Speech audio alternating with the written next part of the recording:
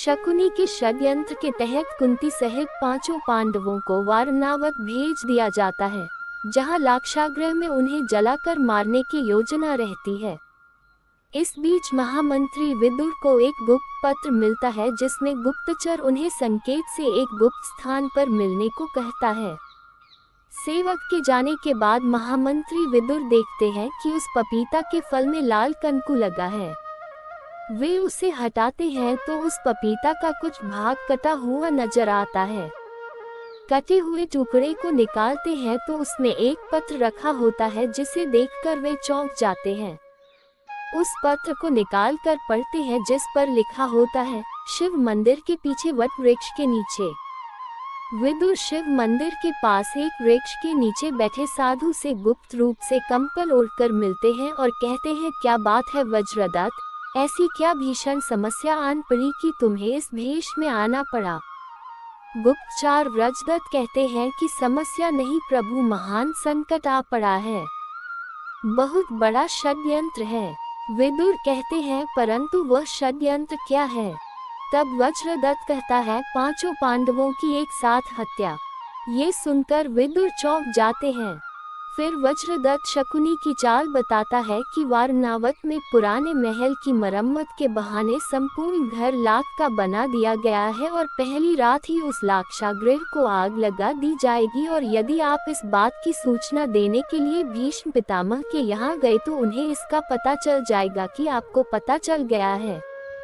तब विदुर बताता है कि तुम्हें अपने 4 विश्वस्त आदमियों के साथ गुप्त रूप से पहाड़ी मार्ग से पांडवों से पहले वारणावत पहुंचना है और उन्हें बचाना है। फिर विदुर उन्हें एक गुप्त योजना बताते हैं। विदुर की आज्ञा पाकर वज्रदत्त निकल पड़ता है। उधर पांचों पांडव रास्ते में पड़ाव डालते हैं। रात्रि में अर्जुन भीम से कहता है कि भैया, इस तरह हम पांचों का वारणावत जाना कहाँ तक उचित है। तब भीम पूछता है कि मैं समझा नहीं। तब अर्जुन कहता है कि वैसे तो हम पांचों भाई एक साथ वारणावत जाना चाहते थे, लेकिन ये प्रस्ताव उन्हीं की ओर से आया है। अर्जुन को इस पर शक होता है। दोनों इस संबंध में चर्चा करते हैं और यह शंका व्यक्त करते हैं कि हो सकता है कि दुर्योधन इस बीच महाराज को हटाकर खुद राजा बन जाए और हमारे वापस आने का रास्ता बंद कर दे। तब भीम कहता है कि ऐसा हो नहीं सकता, क्योंकि पितामह भीष्म, गुरु द्रोण और विदुर काका ऐसा होने नहीं देंगे जब तक युवराज जीवित हैं। ये सुनकर अर्जुन कहता है कि ये कहकर आपने मेरी आंखें खोल दी है कि जब तक युवराज जीवित है, इसलिए अब हमें युवराज के जीवन की चिंता करनी चाहिए। आज हमें ये प्रण लेना चाहिए कि हम कहीं भी कभी भी बड़े भैया को अकेला नहीं जाने देंगे। उनकी सुरक्षा का भार आज से हम दोनों पर होगा। भीम कहता है, अवश्य। फिर वज्रदत्त और उसके साथियों को तेज गति से घोड़े पर जाते हुए दिखाया जाता है, तो दूसरी ओर पांडवों को रथ पर सवार वारणावत की ओर जाते हुए दिखाया जाता है। उधर वारणावत में एक प्रधान सैनिक 5 अन्य सैनिकों और एक सेविका को वारणावत के महल का अवलोकन कराते वक्त बताता है कि कौन सा कक्ष किसका है। फिर वह कहता है कि युवराज युधिष्ठिर और महारानी कुंती के कक्ष को विशेष रूप से सजा दिया जाए।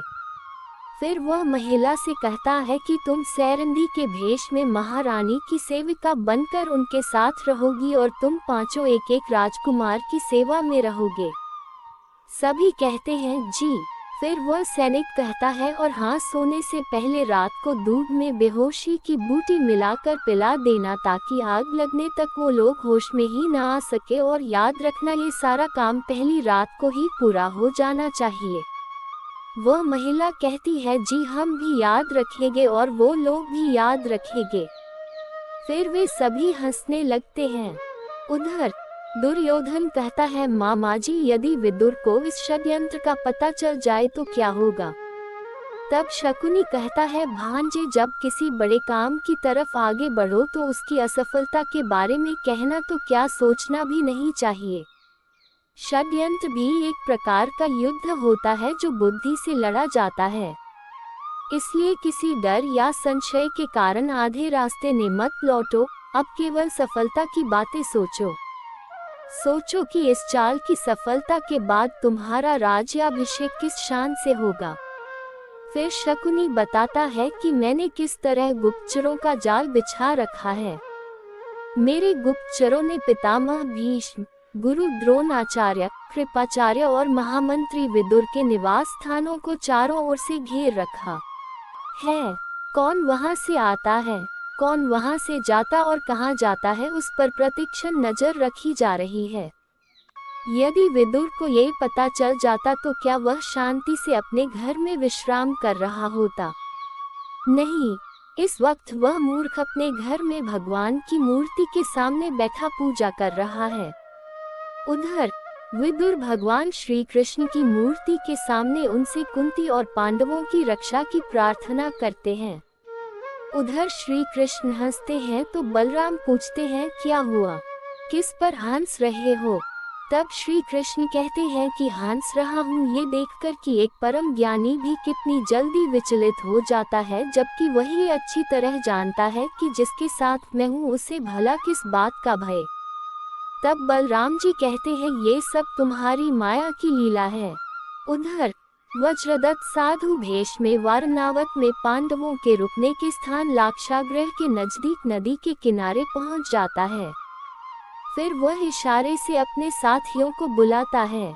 उनके हाथों में कुदाली, तगारी आदि खुदाई के सामान रहते हैं। फिर वह सभी से कहता है कि ये सुरंग यहाँ से उस लाक्षागृह तक होनी चाहिए। वे लोग जब उस घर को आग लगाएंगे तो शकुनी दुर्योधन के सैनिक महल को घेर कर खड़े रहेंगे, ताकि यदि पांडव वहां से भागने की कोशिश करे तो वे उन्हें वहीं मारकर आग में फेंक दें। इसलिए मैं कहता हूँ कि हमें इस सुरंग को उस घर से यहाँ तक बनाना चाहिए, ताकि यहाँ नदी के किनारे वे तत्काल बाहर निकले और तुम उन्हें नाव से नदी के उस पार ले जाओ। तुम इसी क्षण खुदाई आरंभ कर दो। उधर जब युवराज अपने साथियों के संग वहां पहुंचेंगे तो ताकि मैं और मेरे साथ 2-3 साथी देहाती मजदूरों के भेष में वहां पहुंचकर उनका सामान अंदर ले जाने के बहाने महल के अंदर पहुंचकर महल के किसी अंधेरे कोने में छिपकर यदि मौका मिला तो हम भी अंदर से सुरंग खोदने की कोशिश करेंगे। फिर दूसरी ओर पांडवों को वारनावत के महल की ओर आते हुए बताया जाता है। महल पर आकर उनका रथ रुकता है तो वहीं शकुनी के 5 सेवक और एक सेविका उनका स्वागत करते हैं और उन्हें महल के अंदर ले जाते हैं। उसी दौरान वज्रदत्त और उसके साथी देहाती के भेष में पांडवों का सामान उठाने वालों के साथ हो लेते हैं और महल के अंदर प्रवेश कर जाते हैं। अंदर एक सैनिक युवराज युधिष्ठिर और महारानी कुंती सहित सभी को महल में ले जाता है। सभी महल का मुआयना करते हैं। फिर सैनिक युधिष्ठिर को उनका कक्ष बताकर कहता है कि ये आपका कक्ष और ये सेवक आपके साथ हमेशा रहेगा। महारानी का कक्ष आपके साथ वाला कक्ष है और यह विश्वस्त दासी सैरंध्री बनकर आपकी हर प्रकार की सेवा करेगी। इस बीच वज्रदत्त महल के अंदर अपने साथियों सहित वहां पहुंच जाते हैं तो सैनिक कहता है कि युवराज का सामान इधर रखना और महारानी का सामान उधर रखना। सभी सामान लेकर अंदर चले जाते हैं। फिर सभी अपना अपना गुप्त स्थान देखकर छुप जाते हैं। उधर वारनावत में एक प्रधान सैनिक 5 अन्य सैनिकों और एक सेविका को वारनावत के महल का अवलोकन कराते वक्त बताता है कि कौन सा कक्ष किसका है। फिर वह कहता है कि युवराज युधिष्ठिर और महारानी कुंती के कक्ष को विशेष रूप से सजा दिया जाए। फिर वह महिला से कहता है कि तुम सैरंधी के भेष में महारानी की सेविका बनकर उनके साथ रहोगी और तुम पांचों एक एक राजकुमार की सेवा में रहोगे। सभी कहते हैं जी।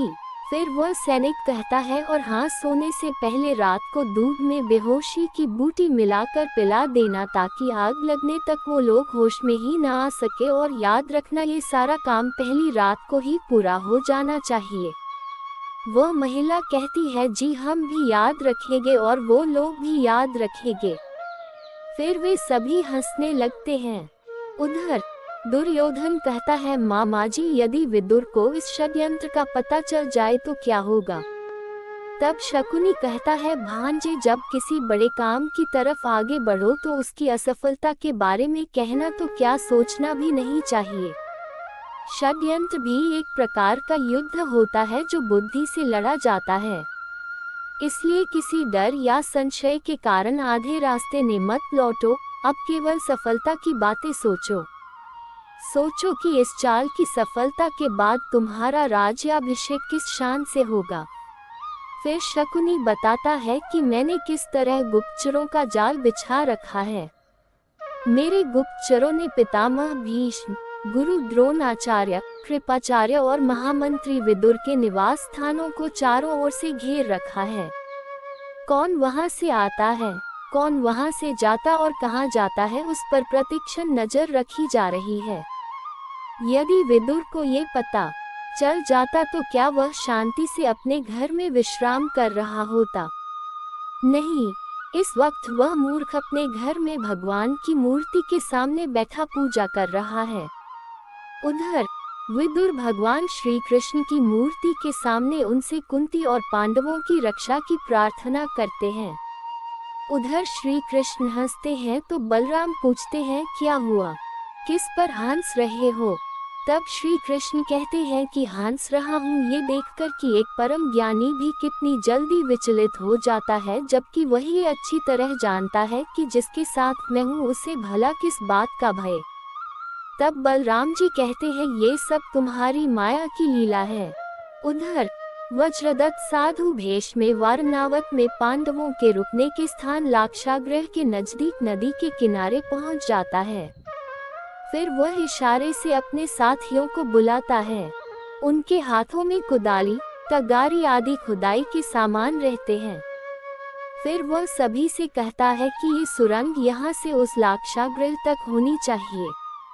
वे लोग जब उस घर को आग लगाएंगे तो शकुनी दुर्योधन के सैनिक महल को घेर कर खड़े रहेंगे, ताकि यदि पांडव वहां से भागने की कोशिश करे तो वे उन्हें वहीं मारकर आग में फेंक दें। इसलिए मैं कहता हूँ कि हमें इस सुरंग को उस घर से यहाँ तक बनाना चाहिए, ताकि यहाँ नदी के किनारे वे तत्काल बाहर निकले और तुम उन्हें नाव से नदी के उस पार ले जाओ। तुम इसी क्षण खुदाई आरंभ कर दो। उधर जब युवराज अपने साथियों के संग वहां पहुंचेंगे तो ताकि मैं और मेरे साथ 2-3 साथी देहाती मजदूरों के भेष में वहां पहुंचकर उनका सामान अंदर ले जाने के बहाने महल के अंदर पहुंचकर महल के किसी अंधेरे कोने में छिपकर यदि मौका मिला तो हम भी अंदर से सुरंग खोदने की कोशिश करेंगे। फिर दूसरी ओर पांडवों को वारनावत के महल की ओर आते हुए बताया जाता है। महल पर आकर उनका रथ रुकता है तो वही शकुनी के 5 सेवक और एक सेविका उनका स्वागत करते हैं और उन्हें महल के अंदर ले जाते हैं। उसी दौरान वज्रदत्त और उसके साथी देहाती के भेष में पांडवों का सामान उठाने वालों के साथ हो लेते हैं और महल के अंदर प्रवेश कर जाते हैं। अंदर एक सैनिक युवराज युधिष्ठिर और महारानी कुंती सहित सभी को महल में ले जाता है। सभी महल का मुआयना करते हैं। फिर सैनिक युधिष्ठिर को उनका कक्ष बताकर कहता है कि ये आपका कक्ष और ये सेवक आपके साथ हमेशा रहेगा। महारानी का कक्ष आपके साथ वाला कक्ष है और यह विश्वस्त दासी सैरंध्री बनकर आपकी हर प्रकार की सेवा करेगी। इस बीच वज्रदत्त महल के अंदर अपने साथियों सहित वहां पहुंच जाते हैं तो सैनिक कहता है कि युवराज का सामान इधर रखना और महारानी का सामान उधर रखना। सभी सामान लेकर अंदर चले जाते हैं। फिर सभी अपना अपना गुप्त स्थान देखकर छुप जाते हैं। कुंती सहित सभी पांडव एक जगह सभागृह में एकत्रित होकर उस सैनिक से पूछते हैं कि हमारा कार्यक्रम क्या निश्चित किया गया है, पूजा के लिए कब जाना होगा। तब सैनिक कहता है, कल संध्या काल में युवराज। युवराज पूछते हैं, प्रजाजनों से कब मिलना होगा। तब सैनिक कहता है कि कल जब भी आपकी आज्ञा होगी प्रजाजनों को आपसे मिलने की आज्ञा दे दी जाएगी। तब युवराज युधिष्ठिर कहते हैं, प्रातः संध्या वंदन के पश्चात। फिर उधर वज्रदत्त और उसके साथी एक स्थान ढूंढकर खुद की सुरंग खोदने का कार्य करने लगते हैं। दूसरी ओर नदी के किनारे भी सुरंग खोदते हुए लगभग आधे रास्ते तक पहुंच जाते हैं। इधर सेविका महारानी कुंती के पांव दबाने के बाद जब वह लेट जाती है तो वह सेविका वहां से चली जाती है और उन सभी पांचों सेवकों के पास पहुंचती है तो वे पूछते हैं क्या बात है, बड़ी देर कर दी आने में। तब वह सेविका कहती है वो बुढ़िया सो ही नहीं रही थी, मेरे तो हाथ थक गए उसके पैर दबाते दबाते। ये सुनकर सभी हंसने लगते हैं। जय श्री कृष्ण।